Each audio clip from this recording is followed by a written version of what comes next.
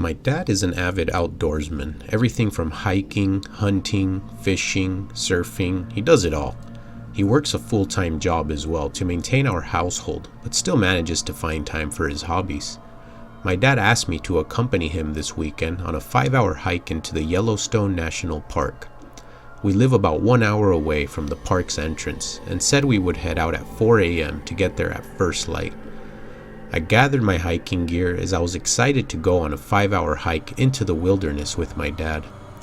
Although he said it would be 5 hours, that's what he tells my mom so she won't be angry. In reality, it will take all day and we'll be back at sundown. It was Friday night as my father came home. He had bought me a foldable knife from his friend who hand makes them. It was really cool with teak wood handle and strong titanium blade. It came with a carrying case and a sharpening stone to keep it from going frail. My father reminded me, make sure you're ready by 4 a.m. as we'll be heading out tomorrow morning. Don't forget your sunscreen as last time you got burned pretty bad. I told him I've been ready for 2 days and I'll be up at 3:30 a.m., which will give me time to rinse and wake up. He gave me a thumbs up as he walked away into his bedroom, headed to sleep for the night. I struggled sleeping this night with the excitement of going to Yellowstone Park with my dad tomorrow. I even packed some fishing line and hooks in case we pass near any good fishing spots. I can attempt to catch some of the local trout the wildlife department stocks every year in the nearby creeks. As I felt myself falling asleep, I was awoken by my phone alarm going off. I couldn't believe it was already time to wake up. It felt like I had just dozed off a few minutes ago. I shut my alarm off and I slowly crawled out of bed. I could see the light under my door as my father was already up making coffee. I heard my mom's voice say, "Have a nice day," as she walked back into the room to continue sleeping. I took a quick rinse and was up in the kitchen preparing my coffee. I don't like it too strong, so I put creamer and a little sugar in my coffee to give it the perfect taste I like. I burnt my tongue on the first sip, so decided to take it for the road. It was now 4 a.m. as me and my father headed west towards the entrance of Yellowstone National Park. After around 50 minutes, we began up the mountain hill, shortly arriving in the parking lot. The first sign of daylight was starting to be seen, as me and my father unloaded our backpacks, water canisters, and some food my mom prepared us for lunch. There were 2 other cars in the parking lot. One was a van that looked like someone had slept in it overnight. The other was a typical 4-door sedan with a broken rear window. We headed up the hill as the sun slowly began to rise over the mountaintop. I looked back and could no longer see the parking lot. We walked a few minutes up when in the distance off the main track I could see an older man wearing camouflage down in the valley staring at us. I told my dad, "There's a man down there looking at us," and my dad glanced down. My father waved at him as I could see the man put on a hat and began walking down the hill through the bush. We didn't think much of it and continued to head up the mountain following the main trail. I could hear the sound of water. There was a stream up ahead and we could use a small break since we had been hiking for the past 2 hours without stopping. My dad kneeled down and rinsed his bald head using the clear cold stream water. At this moment, I saw movement up ahead on the trail. It was the man wearing camouflage. He somehow managed to get above us, which I don't know how since the last time I saw him he was walking down the hill and not up. My father had laid down against a tree and was taking a short nap. I noticed he was asleep from the heavy breathing and slight snoring sound. My father is a heavy sleeper. I swear he can fall asleep standing up. Maybe it's the long work hours he has, so I let him rest for the next 30 minutes while I sat there looking off into the wilderness. 30 minutes went by and my father was still sleeping. I shook him by the shoulder and told him, "Let's go, old man, we still have several hours to go." He got up from his nap and dusted himself off. He looked at his watch and began hiking back up the hill.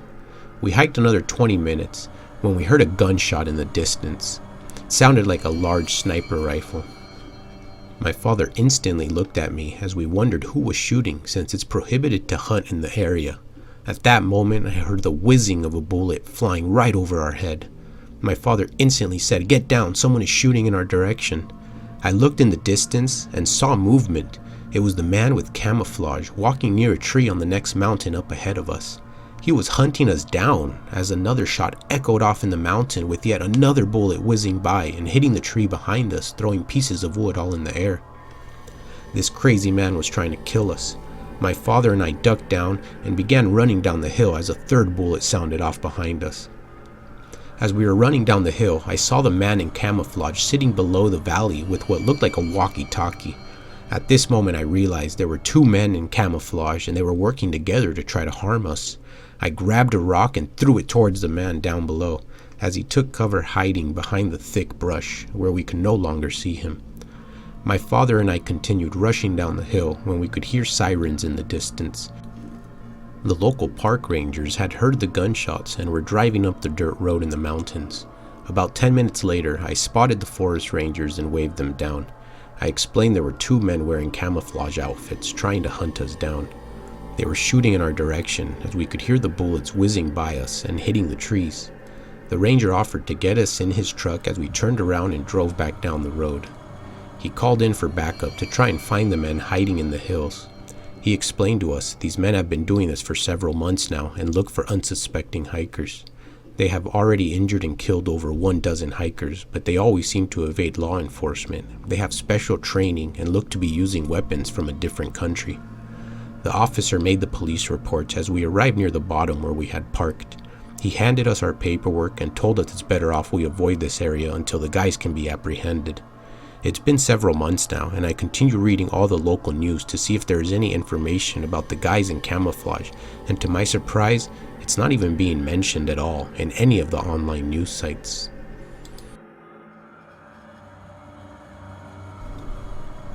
I work as a park attendant at a national park in the Santa Monica Mountains in California. The park sits just 30 minutes outside the main crowded city area of Los Angeles. I'm not a police officer or a park ranger. I work the entrance to the park, charging the entrance fees, and also work as cleanup crew, picking up garbage and cleaning the public restrooms. I eventually plan on applying for the local forest ranger position, but I need to take a 4-month training course, which my living conditions don't allow me to do at this moment in time.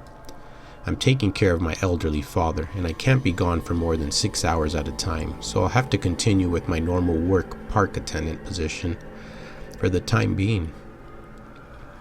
The money is pretty good since we're in California. I make $22 an hour to sit in the booth and wait for new customers to arrive. We have 28 camping sites. 10 of them are for larger RV campers that need to hook up to electric and to the sewer system, while the other 18 camping sites are only for tent camping. 5 of the 10 campsites are bundled together, while the other 5 are more secluded, with larger areas hiding within the bushes and trees. Our campsites were empty as it was currently winter time and too cold for the average family to come out and camp. I had a father check in to one of the tent sites. He had no reservation, so I showed him a map of our site and he chose the most secluded campground in the back. He didn't have your normal relaxed vibe our customers arrive in and seemed rather worried, almost as if he was panicked and was slurring his words, speaking extremely fast. He paid for an entire week, which was rather long for your typical camper. He didn't seem to want to give too many details as I began small talk with him, so I handed him his receipt and told him to enjoy this week's stay, and if needed any help, I would be here until 6 p.m. to assist. He nodded his head as he drove forward, looking at the map to locate his tent campsite. As he drove off, I noticed there was 2 young girls in the back seat of the vehicle. They must have both been toddlers, around 1 and 2 years old. They weren't crying or being a disturbance, so I hadn't even noticed them until the vehicle pulled forward and drove off. I went back watching my videos on phone as I waited for any more campers that might arrive. Although this time of year, it was a surprise to see even one person come in. The park is government funded, so it can continue to stay open even if business is slow. We have had a lot of wildfires in the area, so they built a new fire station and police station just 5 minutes down the road. The next morning, I went to begin my shift at 6 a.m. I unlocked the front gate that I locked the prior night since no vehicles can enter or exit the campsites between 6 p.m. through 6 a.m. I walked the campsite in the early mornings to make sure no transients have set up tents in the middle of the night. On occasion, you get a tent that didn't pay their entrance, so I have to wake them up and ask them to leave the premise or call law enforcement. It's a $150 fine for not paying your fee, so most people pack up and leave immediately. I headed to the last campsite and could see the tent from the father and young girls who checked in the day before, but their car was gone. I could see all their belongings, so I thought to myself, how is their car gone if the front gates were locked? I went to the front of the campsite and noticed a huge hole on the side gate where the car had driven through, breaking the fence. I walked back to the campsite of the father and kids to see if maybe they were in the tent. I said, "Hello?" with no reply. I thought they might have been sleeping, so I went back to my office. We have CCTV cameras that run 24 hours a day in the front office area and covers the entire entrance. I decided to check back the footage and see what caused the huge hole in the gate, and sure enough, it was the father's car driving right through the fence at 2 a.m. in the morning. I began to wonder why they would leave at 2 a.m. while all their belongings was still at the campsite. I walked back to the campsite and once again shouted, "Hello?" with no reply. I saw the tent slightly move, so I thought someone must have been in here for sure. I needed answers as to the car driving through our fence, so I walked closer to the tent and said, "Hello, sir? Are you here?" Still no reply. As I looked down, I saw what looked like a pool of blood coming from the tent. It was dark fluid puddled up near the corner of the tent. I slowly unzipped the tent, and that's when I saw the scene. The father had been shot in the forehead while the two young toddlers were sleeping by his side. The kids were still alive, but the father had been murdered.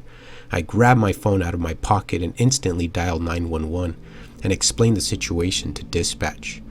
Within just a few seconds, I could hear the sirens in the far distance slowly getting louder and louder as they arrived to the campsite.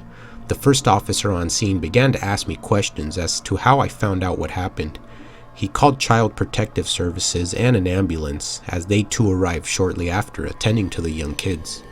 The entire park was closed down for around a week, which allowed police to investigate the entire situation.